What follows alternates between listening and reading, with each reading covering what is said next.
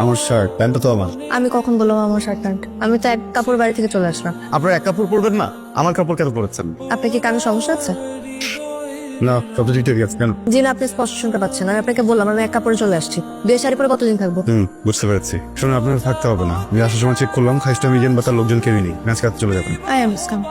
কথা কানে যাচ্ছে না? যাচ্ছে। তাহলে আমি বাসায় ফিরে যাবো না। বাসা থেকে পালিয়ে চলে আসছি। বাবা মা অনেক ক্ষেপে আছে। বাড়িতে গেলে একটা তুলকালাম কাণ্ড করতে যাবে। আমি শান্ত প্রিয় মানুষ, আমার তুলকালাম পছন্দ। আমি একজন ব্যাচেলর। আপনি জানেন বাড়িওয়ালা আমাকে বাসাটা কেন দিয়েছে? কারণ উনি আমাকে বিশ্বাস করেন। উনি যদি কোনোভাবে জানতে পারে যে আমি ওনার বিশ্বাস ভেঙেছি এবং একজন নারীকে ঘরে তুলেছি, উনি আমার সাথে কি করতে পারে বলেন তো? আপনাকে স্টুডেন্ট বাস থেকে বের করে দিবে। বিনা নোটিশে উনি যখন বের করে দিবেন, আপনি তো সোজা গিয়ে আপনার বাড়িতে উঠবেন। আমি কোথায় যে উঠবো? আপনি আমার বাসায় চলে যাবেন। ওই তো কাকেল থেকে হাতার ডাঙা গলিতে 3 নম্বর রোডের 14 নম্বর বাসা। বাসা কারণ নগর বিলাস।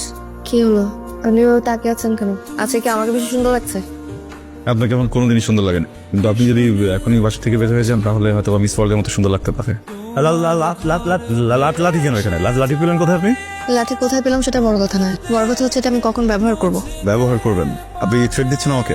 শুধু থ্রেট না, আপনি যেসব ফালতু কথা আরেকবার বলেন তাহলে আমি বারান্দায় গিয়ে সবার সামনে চিৎকার করে বলবো আপনি আমাকে বিয়ের আসর থেকে তুলে নিয়ে আসছেন। ও, আমার মা আমাকে সবসময় একটা কথা বলতো, বাবা আপেল লেজে যদি একবার তুই পা দিয়ে দিস, তুই পা উঠা বা না উঠা সব থেকে ছবল দিবেই। আমার জীবনে সবচেয়ে বড় ভুল হয়েছে আপনাকে হেল্প করা। ওই যে খাইস্টা মেজে আসছে না, আপনার থেকে বেশি খাইস্টা, বেশি খারাপ। ইয়েস, আপনি শুধু ভুল করেননি, আপনি খাল কেটে কুমির নিয়ে এসেছেন। এখন সকাল সকাল আমার মুডটা অফ না করে আপনি অফিসে যান। আসসালামু আলাইকুম। ওয়ালাইকুম আসসালাম। আপনি? আঙ্কেল, আপনি আমাকে চিনবেন না, আমি তুলি ফ্রেন্ড। ও বসেন। কিছুদিন আগে জানতে পারলাম যে তুলি বিয়ে করছে, এরপরে এমন একটা কাজ করলো। আমি থাক বাবা, অতীতের কথা টেনে লাভ নেই। Past is past. আমি চেষ্টা করছি তুলিকে ক্ষমা করে দিতে। হয়তো একদিন ক্ষমা করেই দেবো। আঙ্কেল, পৃথিবীর কোনো মানুষই কিন্তু ইচ্ছা করে কিছু করতে চায় না, বাধ্য হয়ে সিচুয়েশনে পড়ে অনেক কিছু হয়ে যায়। আপনি তো একজন বাবার কাছে তার নিজ থেকে আপন কেউ আর কে হতে পারে পারেন। আপনি প্লিজ তুলকে ক্ষমা করে দিন। আচ্ছা, তুমি আমার কাছে কেন এসেছো বলো তো? এই বাড়ি থেকে তুলি বের হয়ে তো যা আমার বাড়িতেই উঠেছেন। এটা কি করে সম্ভব? তুলি তো 3 বছর হলো মারা গেছে। মারা যায়নি মানে, আমি তুলিকে মেরে ফেলেছি। ও একটা ছেলেকে ভালোবাসতো, পছন্দ করতো, কিন্তু আমি আমার পছন্দের একটা ছেলের সাথে ওর বিয়ে ঠিক করেছিলাম। তখন যদি আমি ওর কথা শুনতো। কি ব্যাপার? কি ব্যাপার? কোনো ব্যাপার না। অফিস থেকে আসার পর থেকে দেখি মন খারাপ করে বসে আছেন। অফিসে কি বস ধারে দিয়েছেন? না, পারফেক্ট, একদম খুবই রিল্যাক্স আছি। তাহলে বসে আছেন যে? হেঁটে হেঁটে আসছি তো কোমরটা ব্যথা করছে, বসে গুড ফিল হচ্ছে, বসে আছে। হাঁ করে তাকিয়ে আছেন কেন? চিপস খাবেন? চিপস খুব পছন্দ, এখন খাবো না, দূর চলবে। তাহলে যান, অফিস থেকে আসছেন গিয়ে ফ্রেশ হন, আমি টেবিলে খাবার দিচ্ছি। যা। পৃথিবীতে প্রায় 800 কোটি মানুষ বাস করে রাশেদ, তার মধ্যে নারী সংখ্যা কম করে হলো 400 কোটি। আর তুই এই 400 কোটি নারী রেখে শেষমেশ প্রেমে পড়েছিস একটা ভূতের। হায় রে কপাল, হায় রে রাশেদ। এই যে কফি। আপনার আজকে অফিস নেই? কোথাও যাবেন? বাজার আছে, ডাল আর আলু লাগবে, কিন্তু আপনি দেখায় না আপনার বাজার স্কিল কিন্তু খুবই খারাপ। রান্না করতে গিয়ে দেখি অর্ধেক আলু পচা। আচ্ছা আচ্ছা আচ্ছা, ঠিক আছে। কি ব্যাপার, এভাবে চোখগুলো আলুর মতো করে তাকিয়েছেন কেন? আমাকে কি সুন্দর দেখাচ্ছে আজকে বেশি? আপনার সাথে আমার কিছু কথা ছিল রাশেদ। আসলে আমি আপনাকে ওকে, বলতে হবে না, সব জানি। দেখেন, আপনার যতদিন ইচ্ছা আপনি বাসা থাকতে পারবেন, আমার কোনো আপত্তি নেই। হ্যাঁ, আর বেশ কিছু সিচুয়েশনের পরে আমি হার্শ কথা বলে ফেলেছি আপনাকে, সরি, ইন্টেনশনালি বলিনি। এটা কি? শাড়ি আপনার জন্য।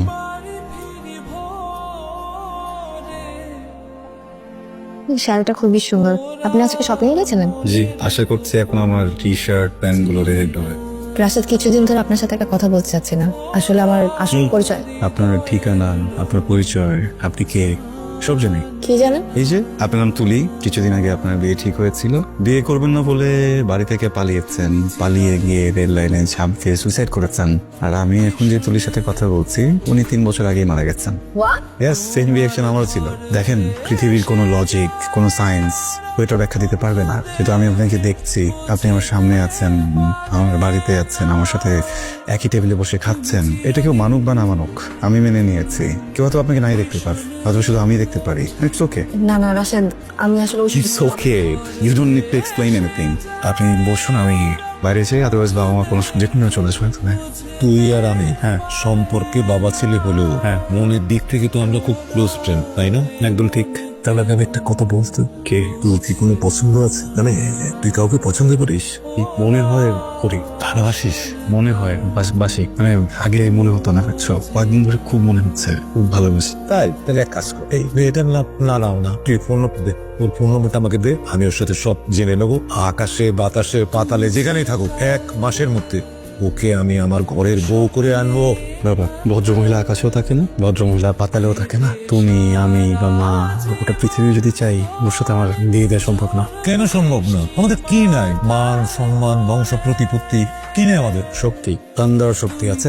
আচ্ছা, তোমার নেই, আমারও নেই, পৃথিবীর কারোরই নেই। বাবা, আমি যে মেয়েটাকে ভালোবাসি ও মৃত, 3 বছর আগে মারা গেছে।